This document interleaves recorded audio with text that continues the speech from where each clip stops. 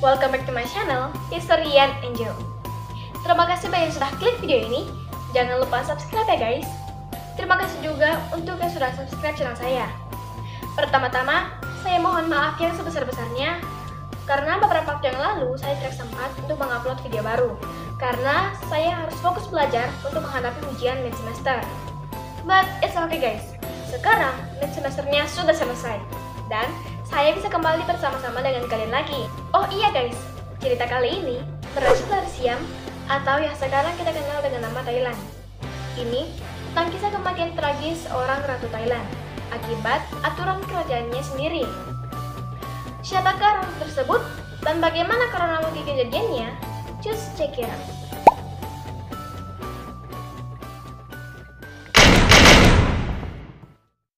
Nama ratu tersebut adalah Sunanda Kumariratana. Dia lahir pada tanggal 10 November 1860 di Bangkok, Siam, atau yang sekarang kita kenal dengan nama Thailand. Dia ini guys adalah anak ke-50 dari Raja Mongkut, Rama IV Siam, atau Raja keempat Thailand. Ibunya bernama Putri Piyamavadi Sri Bajarindramata atau Saukun Chom Manda Pyamne Pyam Sucaritaku. Sunanda ini adalah adik tiri sekaligus istri pertama dari Raja Chulalongkorn, Rama V Siam. Chulalongkorn ini adalah anak kelima dari Raja Mongkut. Jadi guys, Sunanda dan Chulalongkorn ini melakukan pernikahan sedara. Dan dari pernikahannya ini, Sunanda melahirkan seorang anak yang diberi nama Kanabon Bejaratana.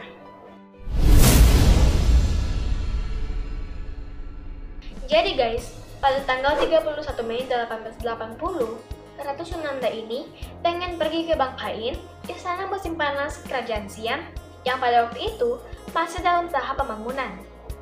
Pada saat itu, dia ini berusia 19 tahun dan sedang mengandung anak keduanya. Dia juga mengajak putri pertamanya, Kanabon, yang pada waktu itu masih berusia 15 bulan untuk ikut bersamanya. Nah, berangkatlah sang ratu dan putrinya bersama dengan sejumlah pengawal dan dayang-dayangnya.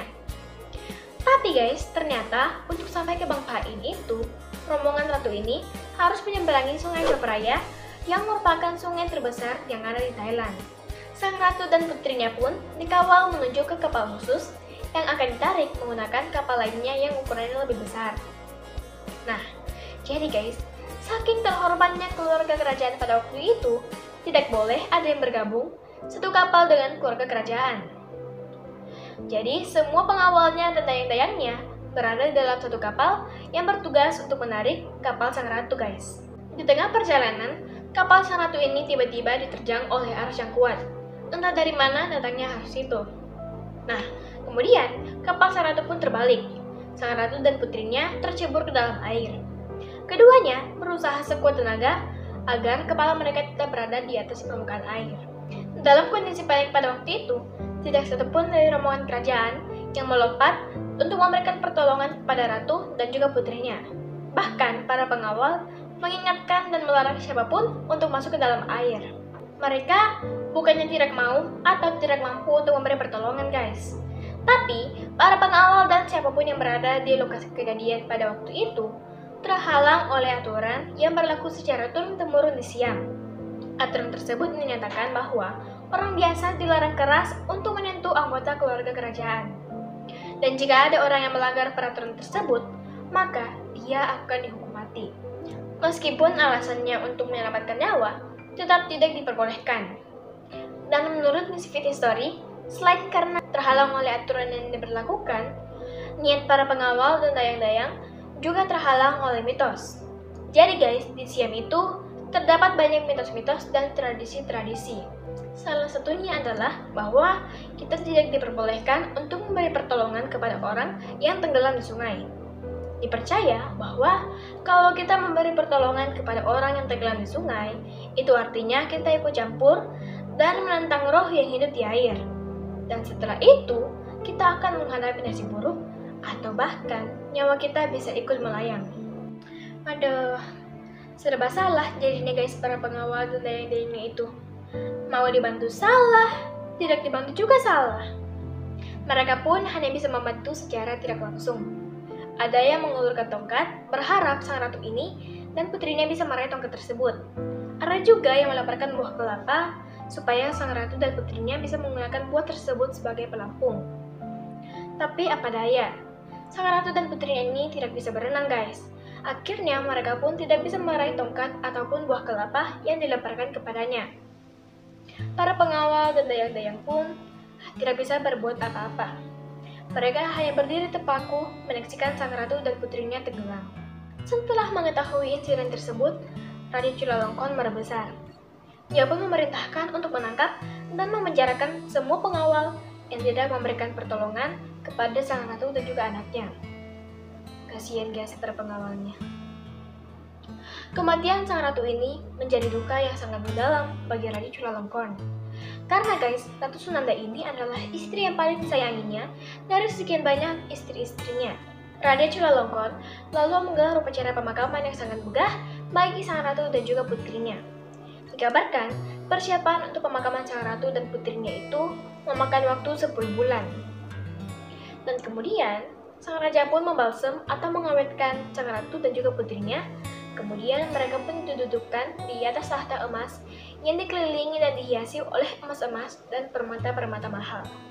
Kayu-kayu yang mahal dan berharga dikumpulkan untuk membangun tumpukan kayu kremasi.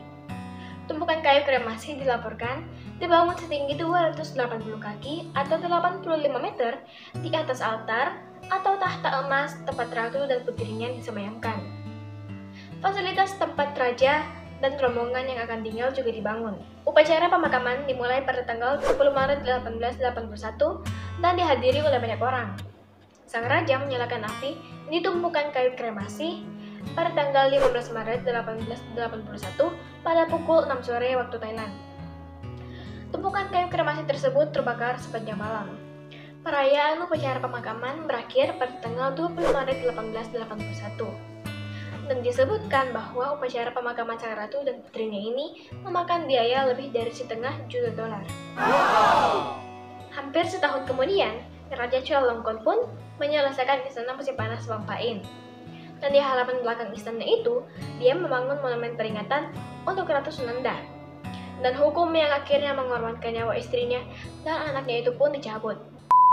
Waduh guys, penyesalan memang selalu datang belakangan. Tapi kita harus menjadikannya sebagai patokan untuk menjadi lebih baik lagi ke depannya. Oke guys, jadi sekian dulu cerita saya kali ini. Kalau ada salah kata mohon dimaafkan, boleh diperbaiki di kolom komentar. Dan kalau misalnya ada yang tidak saya sebutkan, boleh banget untuk kalian tambahkan di kolom komentar guys. Kalau kalian suka dengan video ini, klik like dan share, klik subscribe dan nyalakan notifikasinya agar kalian tahu informasi video terbaru dari saya. Untuk ide video berikutnya, kalian bisa komen di bawah. Terima kasih untuk yang sudah nonton video saya. Bye-bye!